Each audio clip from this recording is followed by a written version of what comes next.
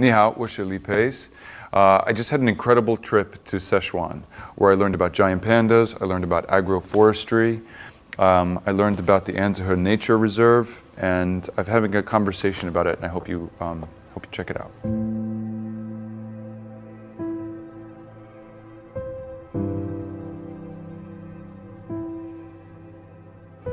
The King's Jewel, the Arkenstone. I remember when I read The Hobbit the first time, I must have been, well, I feel like my dad read it to me when I was really young, but then I read it myself when I was in junior high school, and I was really taken with the description of natures. You know, the way that he describes the trees and Mirkwood and the bees when they go to certain parts of the story. All of the Lord of the Rings, it's like when Tolkien describes nature, he has such a love for it. And the more I've gotten to know nature, the more I understand what he's so in love with. So that's one of the things that's always admired me about Tolkien, and why it was such a privilege to be a part of these movies. Mountain was really something actually our Chinese audience asked for. It's symbolic for the Chinese, it's inspirational, and you know, he had just come off playing this incredible role in The Hobbit, and the voice, the gravitas that he brings to that voice really seemed to imbue this mountain with its own ability to speak. We're talking about going to China. I've been to China before, and I really love it there. I find it to be a really kind of vibrant place that there's no doubt we're in the 21st century in China. And I realize how much we have in common, you know, how much we're actually moving in the same direction, and we're moving there together. I've been interested in conservation for a long time. Whenever I would think about global warming, for example, it seemed to me like this big mind-boggling problem that it was just like a doomsday that we were going to, you know, be burn up by global warming. And then I was introduced to Conservation International, and I did one of their nature speaking programs. I did Mountain with them. And I met this incredible group of scientists and thinkers and policymakers and philanthropists who were breaking down the problems into manageable pieces and then working really hard to solve them. Oh, I did, yeah, that was my first introduction to Conservation International. I did the voiceover for Mountain, which is part of their nature speaking campaign. They've got a bunch of actors all over the world who do these voiceovers. And it's a great way to introduce people to the world of conservation. It's been a great experience, and I've met so many interesting people because of it. Basically went into the studio, I saw the film they made, and I gave voice to an element of nature, which was Mountain. And yeah, I'm very proud to be a part of that. The thing about nature conservation is that anyone can do it. Anyone can learn more about conservation. Anyone can learn more about the science. Anyone who can just go out in nature, spend some time, fall in love with it, that's doing work for nature conservation. It's such a kind of big, broad, open thing that everyone can participate in. So I talk to my friends about it. It's such a big part of my life that, you know, most people I spend time with are somehow involved with it, you know. Well, I've been here now for a week, but before that I went to Bali, and before that I was in Sichuan for about a week. So it's been a long way from home, long time. No, I loved all the food in Sichuan. I thought it was some of the best Chinese food I've ever had. There were so many different things on the tables when we were eating. They really treated me well when I went through. Yeah, 火锅好吃. Yeah, I had a really fantastic trip through Sichuan. I went with CI, and we went to the Chengdu research base for giant panda breeding. And I had this incredible afternoon with the pandas. I made bottles for them. I fed a baby panda. I played with them for a little while. I made some cakes to feed the bigger pandas. Pandas, all they do is eat and sleep. They sleep for about 10 hours a day. They eat for the other 13 hours a day, and then they, you know, do other panda things for an hour.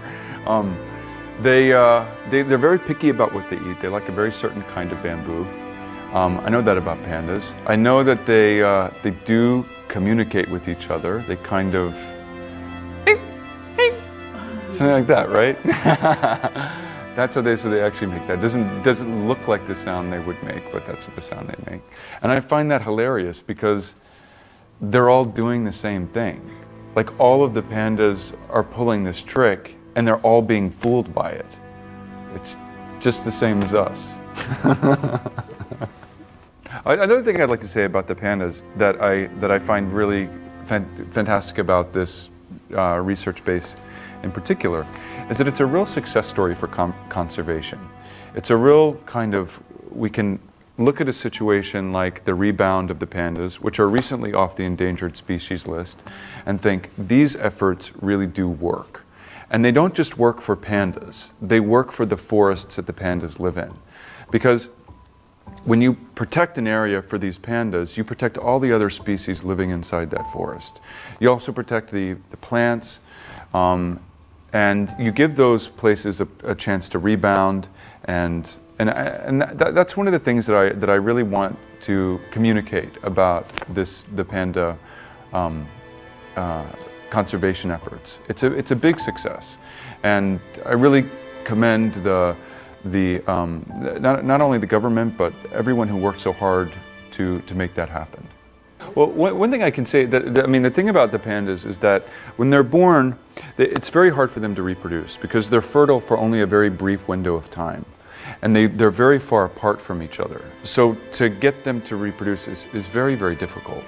And when they have a very long gestation period, and when they're born, they're like this big, right? They're just like these little tiny things.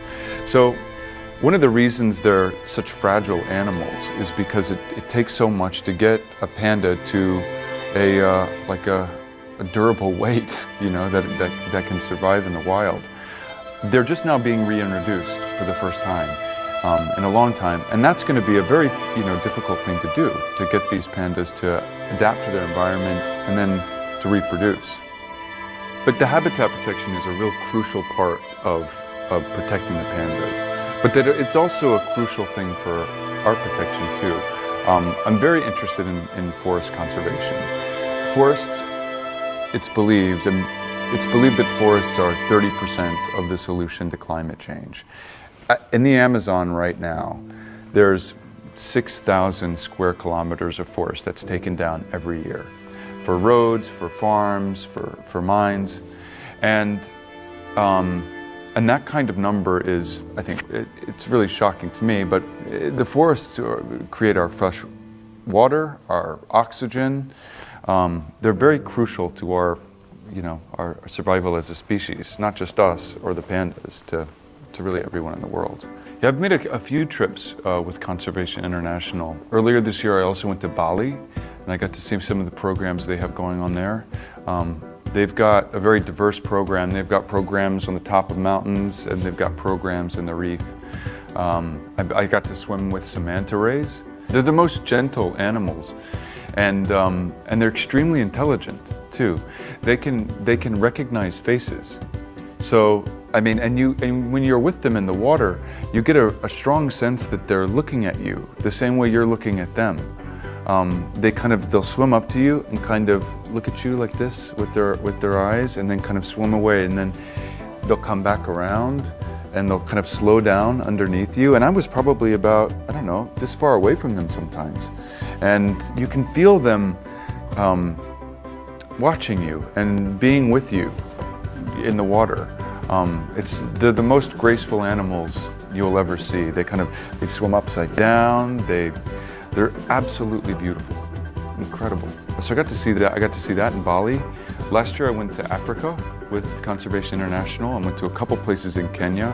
I saw this really inspiring elephant protection reserve, where they basically take the young elephants that are their parents have either been killed by poachers or something has happened to them, and they take them into this orphanage and raise them up. I was in southern Kenya too, in a place called Chulu Hills, where Conservation International has a big program to kind of to help the community get engaged in conservation efforts. And in doing so, they're able to protect the wildlife, but they're also able to add some benefit to the local communities. I think it's really important that kids get out in nature early. At the Enzaha Nature Reserve, there's a great facility there to kind of show nature to the children, and there's some programs to kind of teach them about the seasons. There was a video I saw about a program that happened last fall that gave kids a chance to interact with nature and get a sense of what that fall time is, because it's a very important part of the forest life, you know, as they shed their leaves and kind of create the understory. And the kids made a bunch of art out of the leaves. They worked together to kind of learn about the forest and learn about the fall. I think those programs are really important. I know I had them when I was a kid. There was my family, we would go to the woods all the time to camp and hike, and it's what helped me develop my love for nature and realize how important it is. So I think those programs are really important, and they're, you know, I really enjoy learning about things.